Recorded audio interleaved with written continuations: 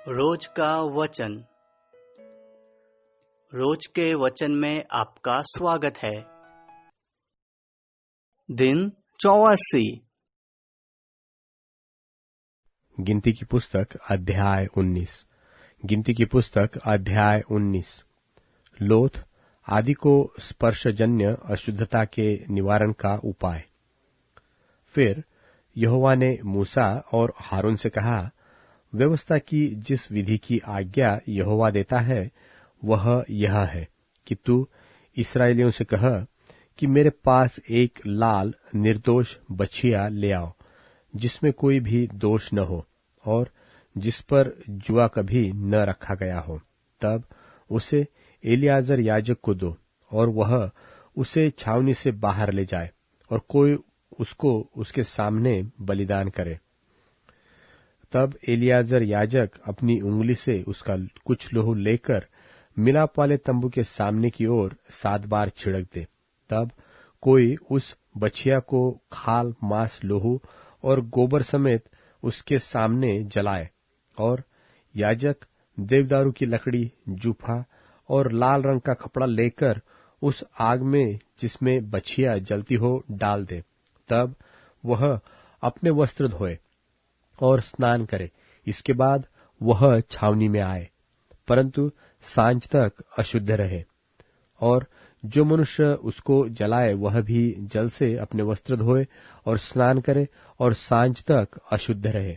फिर कोई शुद्ध पुरुष उस बछिया की राख बटोरकर छावनी के बाहर किसी शुद्ध स्थान में रख छोड़े और वह राख इस्राएलियों की मंडली के लिए अशुद्धता से छुड़ाने वाले जल के लिए रखी रहे। वह तो पाप बलि है। और जो मनुष्य बछिया की राख बटोरे वह अपने वस्त्र धोए और सांझ तक अशुद्ध रहे। और यह इस्राएलियों के लिए और उनके बीच रहने वाले परदेशियों के लिए भी सदा की विधि ठहरे। जो किसी मनुष्य की लोथ छुए वह 7 दिन तक अशुद्ध रहे। ऐसा मनुष्य तीसरे दिन उस जल से पाप छुड़ाकर अपने को पावन करे और 7वें दिन शुद्ध ठहरे। परंतु यदि वह तीसरे दिन आपको पाप छुड़ाकर पावन न करे तो 7वें दिन शुद्ध न ठहरेगा। जो कोई किसी मनुष्य की लोथ छूकर पाप छुड़ाकर अपने को पावन न करे वह यहोवा के निवास स्थान का अशुद्ध करने वाला ठहरेगा और वह प्राणी इस्राएल में से नाश किया जाए। अशुद्धता से छुड़ाने वाला जल उस पर न छिड़का गया, इस कारण वह अशुद्ध ठहरेगा। उसकी अशुद्धता उसमें बनी रहेगी। यदि कोई मनुष्य डेरे में मर जाए तो व्यवस्था यह है कि जितने उस डेरे में रहे व उसमें जाए वे सब 7 दिन तक अशुद्ध रहे। और हर एक खुला हुआ पात्र जिस पर कोई ढकना न लगा हो वह अशुद्ध ठहरे। और जो कोई मैदान में तलवार से मारे हुए को, अपनी मृत्यु से मरे हुए को व मनुष्य की हड्डी को व किसी कब्र को छुए तो 7 दिन तक अशुद्ध रहे। अशुद्ध मनुष्य के लिए जलाए हुए पाप बलि की राख में से कुछ लेकर पात्र में डालकर उस पर सोते का जल डाला जाए। तब कोई शुद्ध मनुष्य जूफा लेकर उस जल में डुबाकर जल को उस डेरे पर और जितने पात्र और मनुष्य उसमें हो उन पर छिड़के और हड्डी के व मारे हुए के व मृत्यु से मरे हुए के व कब्र के छूने वाले पर छिड़क दे। वह शुद्ध पुरुष तीसरे दिन और 7वें दिन उस अशुद्ध मनुष्य पर छिड़के और 7वें दिन वह उसके पाप छुड़ाकर उसको पावन करे। तब वह अपने वस्त्रों को धोकर और जल से स्नान करके सांझ को शुद्ध ठहरे। और जो कोई अशुद्ध होकर अपने पाप छुड़ाकर अपने को पावन न कराए वह प्राणी यहोवा के पवित्र स्थान का अशुद्ध करने वाला ठहरेगा। इस कारण वह मंडली के बीच में से नाश किया जाए। अशुद्धता से छुड़ाने वाला जल उस पर न छिड़का गया, इस कारण वह अशुद्ध ठहरेगा। और यह उनके लिए सदा की विधि ठहरे। जो अशुद्धता से छुड़ाने वाला जल छिड़के वह अपने वस्त्रों को धोए और जिस जन से अशुद्धता से छुड़ाने वाला जल छू जाए वह भी सांझ तक अशुद्ध रहे, और जो कुछ वह अशुद्ध मनुष्य छुए वह भी अशुद्ध ठहरे, और जो प्राणी उस वस्तु को छुए वह भी सांझ तक अशुद्ध रहे।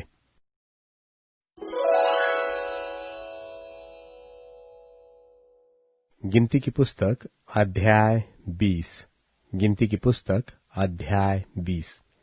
मूसा और हारून का पाप और उस पाप का दंड।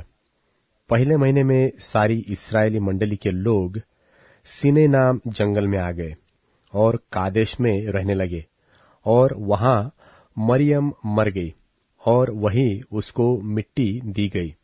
वहां मंडली के लोगों के लिए पानी न मिला, सो वे मूसा और हारून के विरुद्ध इकट्ठे हुए, और लोग यह कहकर मूसा से झगड़ने लगे कि भला होता कि हम उस समय ही मर गए होते जब हमारे भाई यहोवा के सामने मर गए, और तुम यहोवा की मंडली को इस जंगल में क्यों ले आए हो कि हम अपने पशुओं समेत यहां मर जाए। और तुमने हम लोगों को मिस्र से क्यों निकालकर इस बुरे स्थान में पहुंचाया है। यहां तो बीज व अंजीर व दाखलता व अनार कुछ नहीं है, यहां तक कि पीने को कुछ पानी भी नहीं है। तब मूसा और हारून मंडली के सामने से मिलाप वाले तंबू के द्वार पर जाकर अपने मुंह के बल गिरे, और यहोवा का तेज उनको दिखाई दिया। तब यहोवा ने मूसा से कहा, उठ, लाठी को ले, और तू अपने भाई हारून समेत मंडली को इकट्ठा करके उनके देखते उस चट्टान से बातें कर, तब वह अपना जल देगी। इस प्रकार से तू चट्टान में से उनके लिए जल निकालकर मंडली के लोगों को और उनके पशुओं को पिला। यहोवा की इस आज्ञा के अनुसार मूसा ने उसके सामने से लाठी को ले लिया, और मूसा और हारून ने मंडली को उस चट्टान के सामने इकट्ठा किया। तब मूसा ने उससे कहा, हे दंगा करने वालों, सुनो, क्या हमको इस चट्टान में से तुम्हारे लिए जल निकालना होगा। तब मूसा ने हाथ उठाकर लाठी चट्टान पर 2 बार मारी, और उसमें से बहुत पानी फूट निकला, और मंडली के लोग अपने पशुओं समेत पीने लगे। परंतु मूसा और हारून से यहोवा ने कहा, तुमने जो मुझ पर विश्वास नहीं किया और मुझे इस्राएलियों की दृष्टि में पवित्र नहीं ठहराया, इसलिए तुम इस मंडली को उस देश में पहुंचाने न पाओगे जिसे मैंने उन्हें दिया है। उस सोते का नाम मरीबा पड़ा, क्योंकि इस्राएलियों ने यहोवा से झगड़ा किया था और वह उनके बीच पवित्र ठहराया गया। एदोमियों का इस्राएलियों को अपने पास होकर चलने से बरजना। फिर मूसा ने कादेश से एदोम के राजा के पास दूत भेजे कि तेरा भाई इस्राएल यो कहता है कि हम पर जो जो क्लेश पड़े हैं वह तू जानता होता, अर्थात यह कि हमारे पुरखा मिस्र में गए थे और हम मिस्र में बहुत दिन रहे, और मिस्रियों ने हमारे पुरखाओं के साथ और हमारे साथ भी बुरा बर्ताव किया। परंतु जब हमने यहोवा की दोहाई दी तब उसने हमारी सुनी और एक दूत को भेजकर हमें मिस्र से निकाल ले आया है। सो अब हम कादेश नगर में हैं, जो तेरे सिवाने ही पर है। सो हमें अपने देश में से होकर जाने दे। हम किसी खेत व दाख की बारी से होकर न चलेंगे और कुओं का पानी न पिएंगे, सड़क सड़क होकर चले जाएंगे, और जब तक तेरे देश से बाहर न हो जाए तब तक न दाहिने न बाएं मुड़ेंगे। परंतु एदोमियों ने उनसे पास कहला भेजा कि तू मेरे देश में से होकर मत जा, नहीं तो मैं तलवार लिए हुए तेरा सामना करने को निकलूंगा। इस्राएलियों ने उसके पास फिर कहला भेजा कि हम सड़क ही सड़क चलेंगे, और यदि हम और हमारे पशु तेरा पानी पिए तो उसका दाम देंगे, हमको और कुछ नहीं, केवल पांव पांव चलकर निकल जाने दे। परंतु उसने कहा, तू आने न पाएगा। और एदोम बड़ी सेना लेकर भुजबल से उनका सामना करने को निकल आया। इस प्रकार एदोम ने इस्राएल को अपने देश के भीतर से होकर जाने देने से इनकार किया। इसलिए इस्राएल उसकी ओर से मुड़ गया। हारून की मृत्यु। तब इस्राएलियों की सारी मंडली कादेश से कूच करके होर नाम पहाड़ के पास आ गई, और एदोम देश के सिवाने पर होर पहाड़ में यहोवा ने मूसा और हारून से कहा, हारून अपने लोगों में जा मिलेगा, क्योंकि तुम दोनों ने जो मरीबा नाम सोते पर मेरा कहना छोड़कर मुझसे बलवा किया है, इस कारण वह उस देश में जाने न पाएगा जिसे मैंने इस्राएलियों को दिया है। सो तू हारून और उसके पुत्र अलीआजर को होर पहाड़ पर ले चल, और हारून के वस्त्र उतार के उसके पुत्र अलीआजर को पहना। तब हारून वही मरकर अपने लोगों में जा मिलेगा।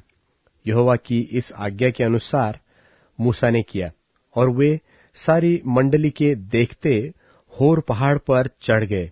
तब मूसा ने हारून के वस्त्र उतार के उसके पुत्र अलीआजर को पहनाए, और हारून वहीं पहाड़ की चोटी पर मर गया।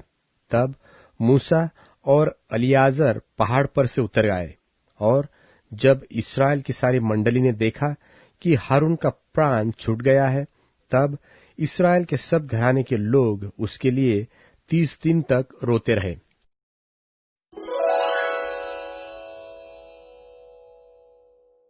गिनती की पुस्तक अध्याय 21। गिनती की पुस्तक अध्याय 21। कनानी राजा पर जय।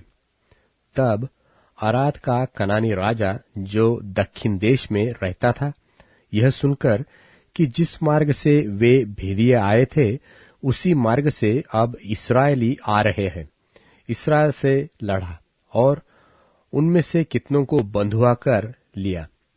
तब इस्राएलियों ने यहोवा से यह कहकर मन्नत मानी कि यदि तू सचमुच उन लोगों को हमारे वश में कर दे, तो हम उनके नगरों को सत्यानाश कर देंगे। इस्राएल की यह बात सुनकर यहोवा ने कनानियों को उनके वश में कर दिया। सो उन्होंने उनके नगरों समेत उनको भी सत्यानाश किया। इससे उस स्थान का नाम होर्मा रखा गया।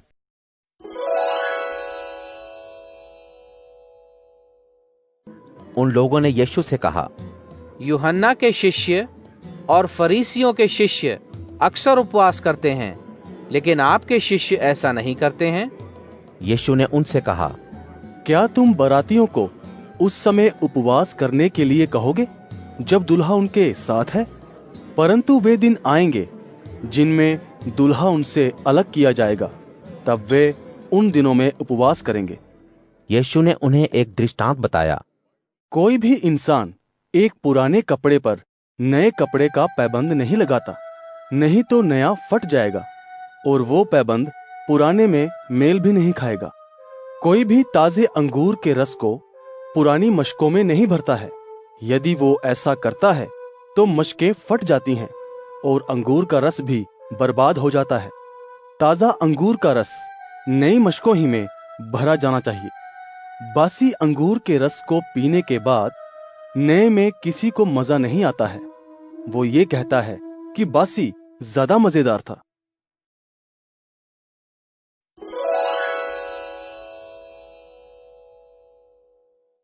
लूका अध्याय 6। एक सबत के दिन जब यीशु मसीह अनाज के खेतों में से होकर गुजर रहे थे, उनके शिष्य गेहूं के दानों को हाथों से मसलकर खाने लगे। कुछ फरीसियों ने कहा, जिस बात को मजहब सब्त के दिन करने से मना करता है, वह क्यों कर रहे हो? यीशु ने उत्तर दिया, क्या तुमने ये नहीं पढ़ा है कि दाऊद ने उस समय क्या किया जब उसे और उसके साथियों को बहुत भूख लगी थी? जिस रोटी को सिर्फ पुरोहित खा सकता था, प्रार्थना भवन में जाकर उसने और उसके साथियों ने कैसे खाई? तब यीशु ने कहा कि मनुष्य का पुत्र सब्त के दिन का भी मालिक है। एक और सबत के दिन यीशु आराधनालय में सिखा रहे थे। वहीं पर एक सूखे हाथ वाला इंसान था। यहूदी धर्म के विद्वान और फरीसी इस ताक में थे कि यह देखें कि यीशु सबत के दिन उसे अच्छा करेंगे या नहीं। यीशु उनके मन की बात जानते थे। उन्होंने सूखे हाथ वाले व्यक्ति से कहा, सबके सामने यहाँ बीच में खड़े हो जाओ। इसलिए वह वहां आ गया। तब यीशु ने अपनी खिलाफत करने वालों से कहा, तुम मेरे सवाल का जवाब दो। सब्त के दिन भला करना उचित है या बुरा? ये जीवन दान का दिन है या जीवन लेने का?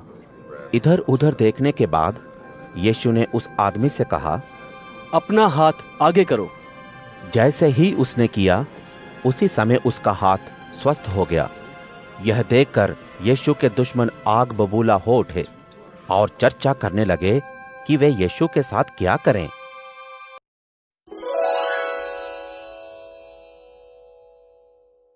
अध्याय 8। बुद्धि तुम्हें आवाज दे रही है, समझ उच्च स्वर में तुम्हें पुकार रही है।